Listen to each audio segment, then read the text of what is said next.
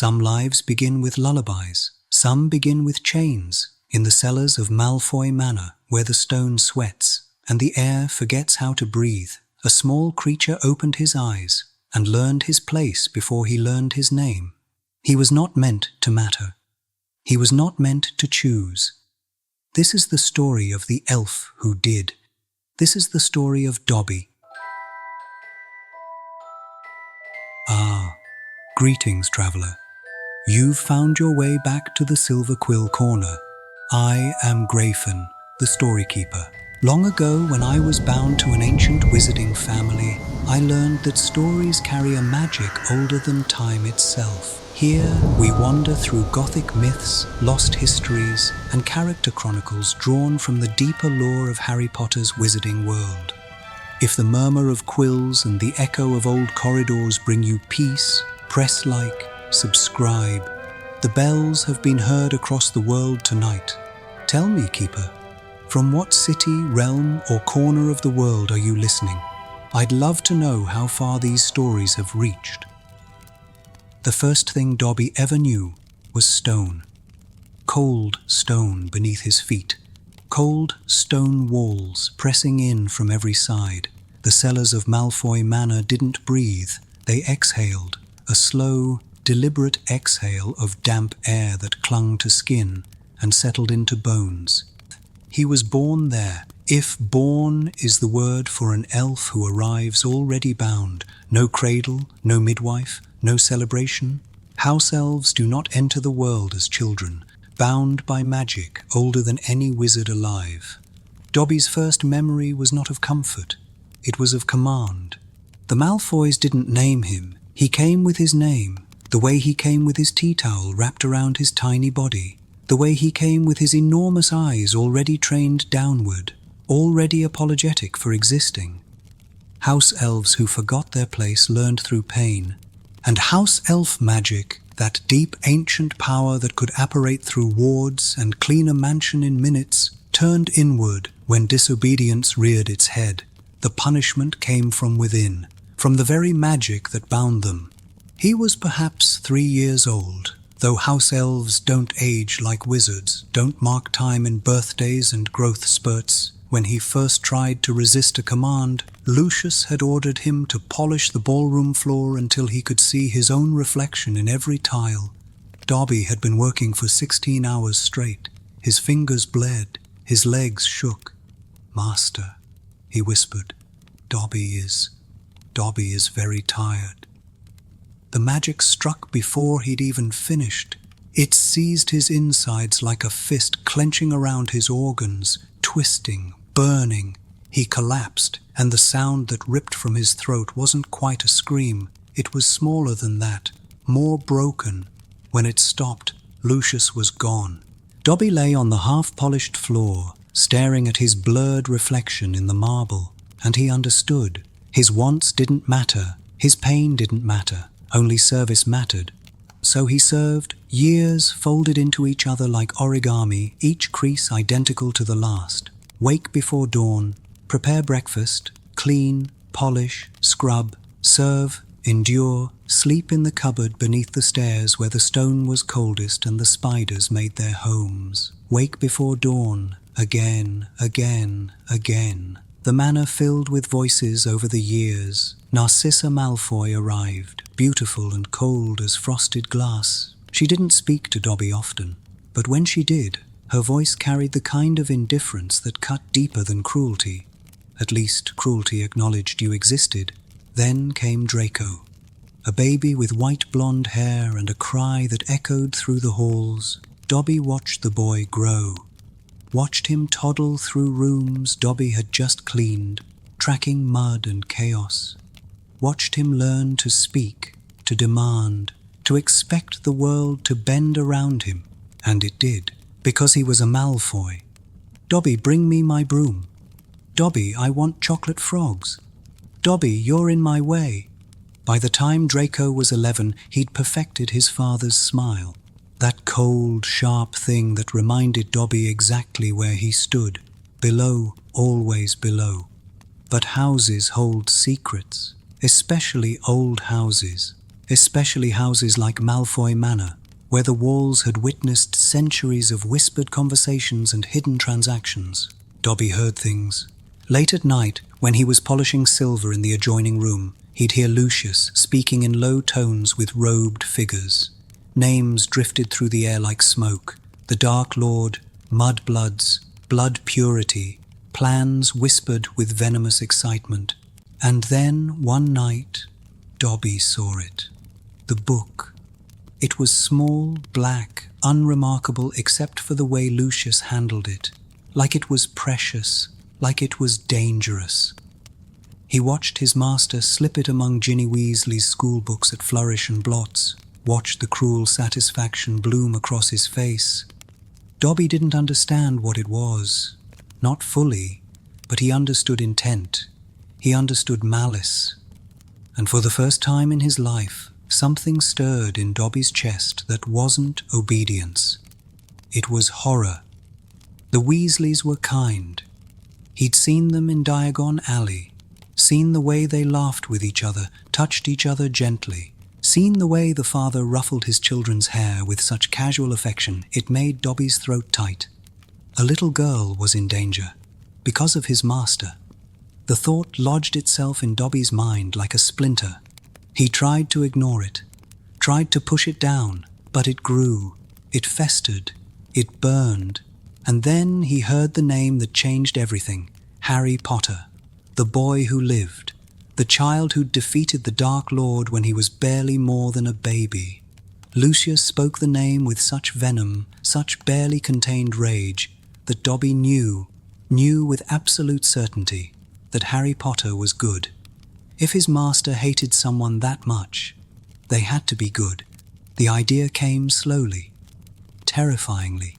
House-elves couldn't disobey direct orders. But Lucius hadn't directly ordered him to stay silent about the diary, hadn't explicitly forbidden him from warning Harry Potter. It was a crack in the foundation, a hairline fracture in the invisible chains. Dobby stood in the cupboard beneath the stairs, shaking, staring at his own gnarled hands. He'd never made a choice before, not a real one. Choices were for wizards, for free creatures.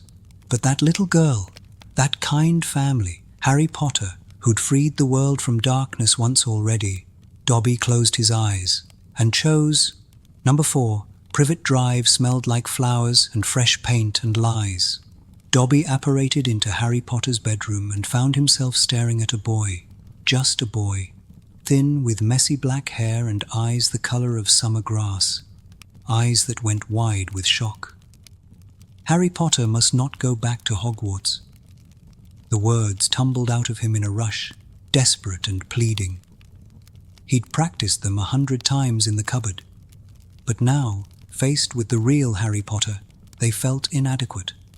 How could he explain the danger? The diary, the terrible things he'd overheard without betraying his master? He couldn't. The magic wouldn't let him. So when Harry pressed him for details, when those green eyes fixed on him with concern and confusion, Dobby felt the binding magic tighten like a noose. He couldn't say more, couldn't explain. The only thing he could do was make it impossible for Harry to return. The hover charm, the bludger. Each intervention meant punishment, meant pain that radiated through every nerve, magic turning against itself, his own power becoming a weapon pointed inward. But Harry Potter was kind to him. Even when Dobby ruined his chance at Hogwarts, even when Dobby nearly got him killed, Harry Potter looked at him, really looked at him, like he mattered. "You're trying to save my life," Harry said once. And there was no anger in his voice, only exhaustion, and something that might have been gratitude. No one had ever been grateful to Dobby before. The year unfolded in agony. Every intervention brought punishment. Every attempt to protect Harry meant hours of suffering, alone in the manor cellars, magic tearing him apart from the inside. But he couldn't stop, wouldn't stop. Because somewhere along the way, saving Harry Potter had become more important than saving himself. When the truth finally emerged, the diary, Lucius's treachery, the Chamber of Secrets, Dobby waited in the manor, trembling, His master would return, and Dobby had failed to stop Harry from discovering the plot. The door burst open. Lucius stormed in, fury radiating off him like heat from a forge. And behind him, impossibly, was Harry Potter. What happened next happened so fast. The diary, destroyed, useless. Harry, brilliant Harry, tricking Lucius into freeing him. A sock, a single mismatched sock hidden in the diary's pages, handed to Dobby. Master has given Dobby a sock. Master has presented Dobby with clothes. Dobby is free. The words felt impossible even as he spoke them. The binding magic, that suffocating presence that had wrapped around him since birth, snapped. For the first time in his life, Dobby took a breath that was entirely his own. Freedom felt like falling and flying at once. Lucius lunged at Harry, wand raised, murder in his eyes, and Dobby, free Dobby, raised his hand. "You shall not harm Harry Potter." The magic that exploded from him sent Lucius flying backward, crashing into the wall. It was house-elf magic, his magic, not turned inward, not twisted into obedience, pure, protective, furious. Lucius fled, and Dobby stood there staring at his own hands like they belonged to someone else, someone powerful, someone free. Harry Potter smiled at him. "You're free, Dobby, really free." The enormity of it crashed over him then. Free, no master, no orders, no stone cellar waiting for him. The world suddenly infinite and impossible and absolutely terrifying. What did freedom even mean? It meant, Dobby discovered, learning to live all over again. The first morning of freedom, he woke up and didn't know what to do. No master's voice echoing through the walls. No orders waiting. Just silence and choice. Terrifying, infinite choice. Where should he go? What should he wear? What should he do with his hands when they weren't scrubbing or polishing or serving? The first morning of freedom, Dobby did not know where to go. Freedom did not come with instructions. The same bulging eyes stared back, the same bat-like ears, but something was different. Something in the way he stood. He wasn't cowering anymore. No wizard would hire an elf who demanded wages and days off. They laughed. They called him strange. Some told him he should be ashamed. And so Dobby waited, free but unwanted, in a world that did not yet know what to do with a house elf who stood upright and asked to be paid. He wandered the edges of Diagon Alley, listening to coins clink in other pockets, watching witches and wizards hurry past in robes stitched with certainty. Freedom was vast. Freedom was silent. Freedom did not promise belonging. And sometimes, in the quiet between one hopeful inquiry and the next, doubt crept in like cold through stone. Had he mistaken defiance for destiny? But even then, even alone, he did not bow his head, because dignity, once tasted, is not easily surrendered. So he wandered, took odd jobs that let him keep his eyes up, his voice steady, saved every knut in a small leather pouch he kept tied around his waist. The weight of it felt miraculous, proof that his work belonged to him now. He discovered shops, magical shops with windows full of wonders he'd only ever seen while serving his masters. And now he could walk inside, could touch things, could buy things. His first purchase was a pair of socks. They were hideous. One screaming orange with purple polka dots, the other lime green with animated golden snitches that zoomed from toe to heel. They cost 3 sickles. A fortune. An absurdity. Dobby bought them and wore them immediately. He stood in the middle of the shop, wiggling his toes, watching the snitches zoom, and something broke open inside his chest. A sound escaped him, half laugh, half sob. The shopkeeper, a portly wizard with magnificent moustaches, stared at him in alarm. "Are you quite all right? Dobby is—" He looked down at his feet, his ridiculous, beautiful, freely chosen feet. "Dobby is wearing socks," he picked himself. The wizard's expression softened. "First time?" Dobby nodded, unable to speak. Well then, the wizard said gently, those socks look absolutely perfect on you. After that, Dobby couldn't stop. Hats, tea cozies mostly, because proper hats didn't fit his ears. Scarves in clashing patterns. A tie with animated dancing skeletons. Each item a tiny rebellion. Each choice a declaration. I am not what you made me. I am what I make myself. Other house-elves saw him in Diagon Alley sometimes, saw his mismatched clothes and his upright posture and his wage pouch. They looked away quickly, embarrassed, ashamed, like his freedom was contagious, like it might infect them with dangerous ideas. Let it, Dobby thought fiercely, let it infect every single one of them. But freedom, for all its wonder, had a weight to it, an ache. He thought about Harry Potter constantly, wondered where he was, what he was doing, whether he was safe, whether he remembered the house elf he'd freed, whether he knew that he'd given Dobby more than liberty, he'd given him a reason to use it. Dobby read the Daily Prophet obsessively, searching for Harry's name, heard whispers in Diagon Alley about the boy who lived returning to Hogwarts, about dementors and tournaments and dangers Dobby couldn't protect him from. The helplessness gnawed at him. He'd chosen freedom, yes, but freedom without purpose felt hollow. He needed to matter, needed to be useful to someone who deserved it. Then came the Quidditch World Cup, and Winky. He found her in the top box, serving Barty Crouch with the kind of devotion that made Dobby's heart ache with recognition. She looked at him with such pity when she saw his clothes, his wages, his pride. Winky is a good elf, she told him primly. Winky does what she is told.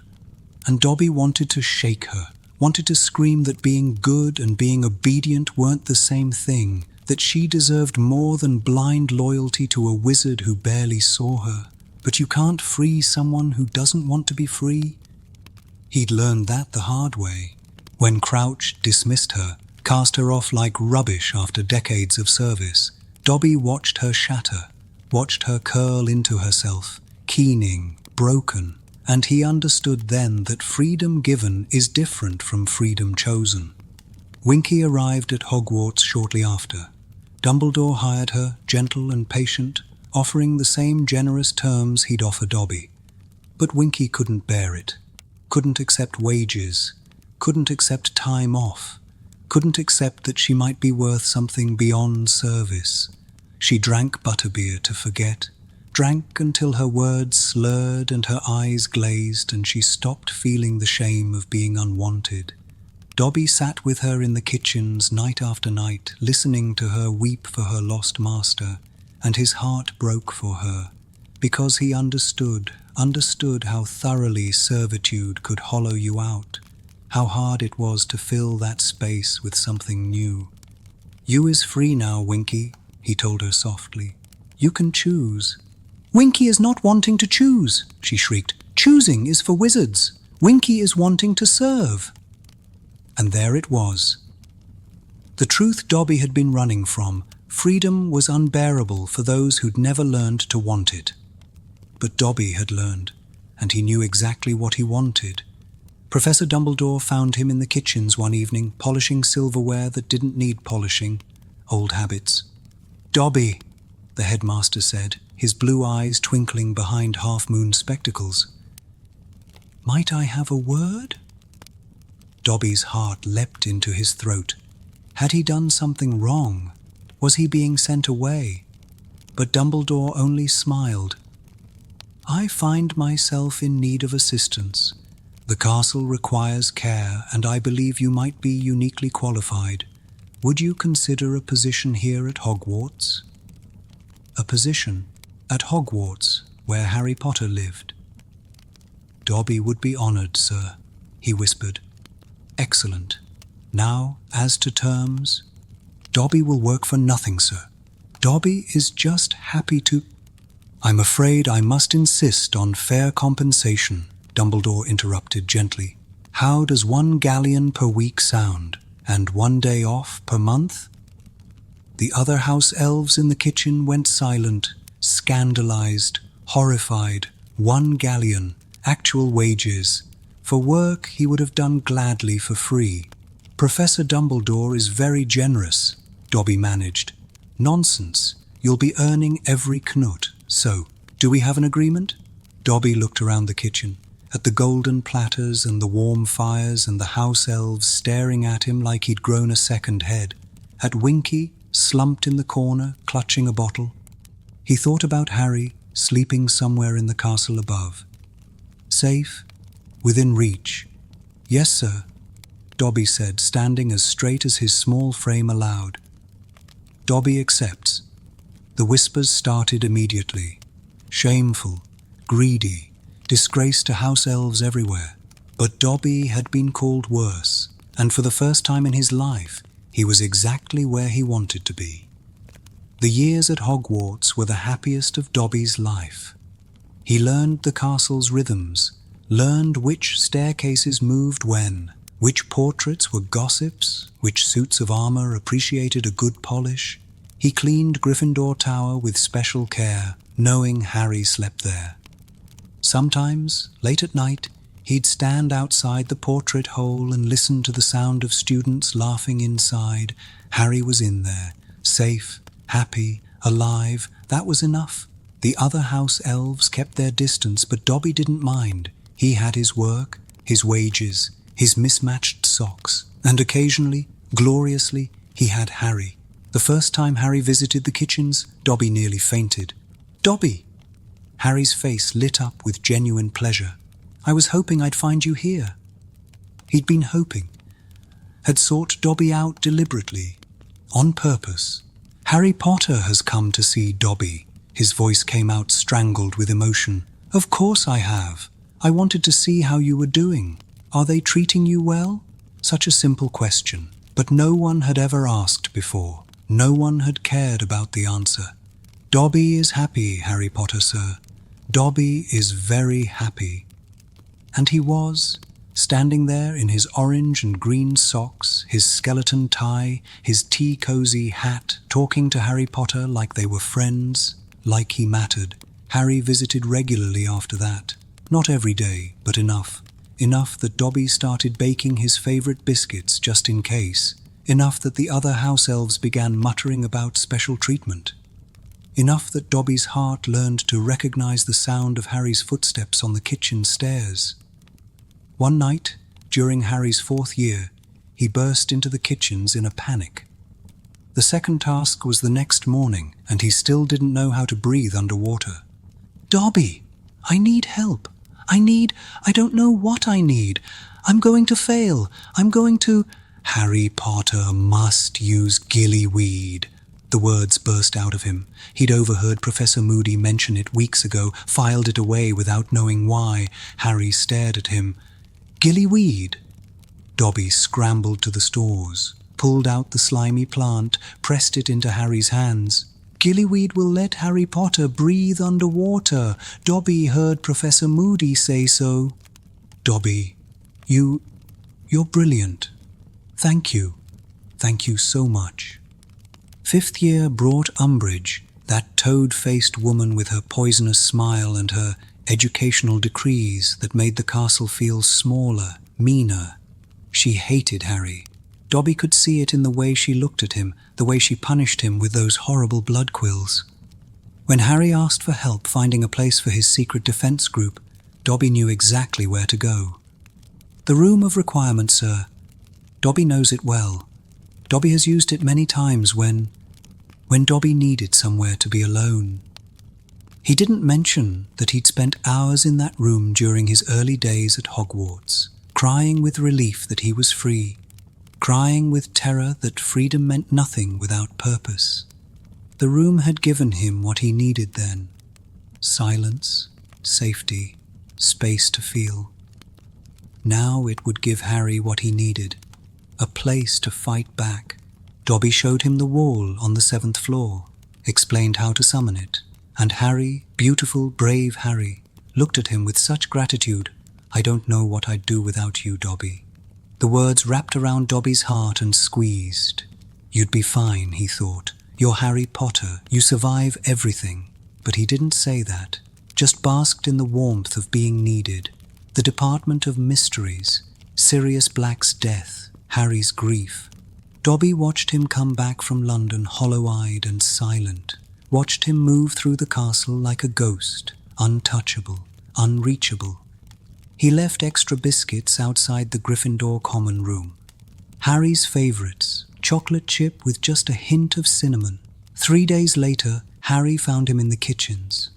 "You left those biscuits, didn't you?" Dobby nodded, afraid to speak. They helped, thank you." Such small comfort, such inadequate offering in the face of such enormous loss. But Harry ate them and came back the next week. And slowly, the hollowness receded from his eyes. Dobby couldn't fix what was broken, couldn't bring back the dead or erase the trauma. But he could bake biscuits, could offer the small, steady comfort of knowing someone cared. It wasn't enough, but it was everything he had. 6th year, 7th year, war creeping closer like fog rolling off the lake. Malfoy was up to something. Dobby knew it, felt it in his bones. He'd served that family too long not to recognize the signs, the secrecy, the fear, the desperate ambition. He told Harry, tried to warn him though he couldn't say much, old loyalties still binding his tongue in strange ways. Dobby thinks Harry Potter must be careful of Draco Malfoy. Harry believed him, always believed him, trusted his instincts even when others dismissed them. The Battle of the Astronomy Tower, Dumbledore's death, Hogwarts under siege.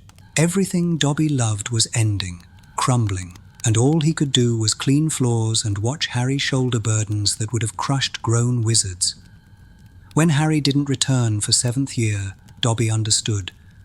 The war had moved beyond Hogwarts now, beyond anywhere safe. He stayed at the castle anyway, kept it clean for when Harry came back, because Harry would come back, had to come back. Heroes always came back, didn't they? Then came the mirror shard, the impossible message, the cry for help. And Dobby didn't hesitate, didn't think, just apparated directly into the place he'd sworn never to return, because Harry needed him. And that was all that mattered. Malfoy Manor again? The universe has a cruel sense of irony. Dobby had sworn he'd never return to this place, had vowed that those cold stone walls would never cage him again, but Harry was there. Harry was in danger. The mirror shard came to him. He never knew how, never questioned it. He only knew what it showed. Harry, trapped in the cellar, the very cellar where Dobby had spent his childhood, where he'd learned what suffering meant. There was no decision to make, no hesitation. He apparated directly into hell. The cellar looked exactly the same, smelled the same. The stone still didn't breathe. But Harry was there, and Ron and Hermione and Luna and Dean and Mr. Ollivander and Griphook, all of them trapped, all of them terrified. Dobby has come to rescue Harry Potter and his friends. He'd never felt more powerful, more certain. This was what freedom meant. This was the point of it all. Not just escaping slavery, but choosing who to save, choosing who to love. They apparated out in groups, Dobby ferrying them to safety one handful at a time, his magic stretched thin, apparating through the manor's wards. Wards he remembered from childhood, wards he'd once helped maintain. The final trip, just Harry and Ron and Hermione left, almost safe, almost free. Dobby reached for them, and Bellatrix Lestrange's knife flew through the air. It didn't hurt at first, just pressure, just cold metal sliding between his ribs like it belonged there. They apparated mid-throw, landed on sand, on a beach, somewhere safe. Harry caught him as he fell. Those green eyes, wide with horror now, filled Dobby's vision. "Dobby," Harry whispered, and his voice cracked. "No, Dobby, hold on." But Dobby could feel it, the way warmth leaked out of him and soaked into the sand, the way his magic flickered and dimmed like a candle in wind. He wasn't afraid. That was the strange part. He'd spent his whole life afraid of punishment, of pain, of masters and dark magic and his own inadequacy. But now, lying in Harry Potter's arms, he felt only peace. Dobby is happy to be with his friend, Harry Potter. And he meant it, every word, because this was a choice too, maybe the most important one. He'd chosen to save Harry, chosen to return to the place of his greatest suffering, to rescue the person who'd given him his greatest joy. That was freedom. Real, complete, beautiful freedom. Such a beautiful place to be with friends, Dobby whispered, looking up at the stars he'd never noticed before, never had time to notice. Dobby is happy to be with his friend Harry Potter. Harry was crying. Dobby could feel tears falling on his face. "I'm sorry," Harry choked out. "I'm so sorry, Dobby." But there was nothing to be sorry for. He tried to speak, but the words wouldn't come. The stars blurred. Harry's face blurred. Everything soft and distant and gentle. And Dobby's last thought, as the darkness folded around him like a blanket, wasn't of Malfoy Manor or chains or suffering. It was simply, I was free. They buried him on the beach, above the tide line, where the waves couldn't reach. Harry dug the grave himself, by hand, wouldn't let anyone use magic, just knelt in the sand and dug until his hands bled. They wrapped Dobby in a jacket, laid him gently in the earth, and Harry, barely able to speak, carved the headstone with his wand. Here lies Dobby, a free elf. 7 words. Simple, true, a free elf, not a servant, not a slave, not a thing to be owned,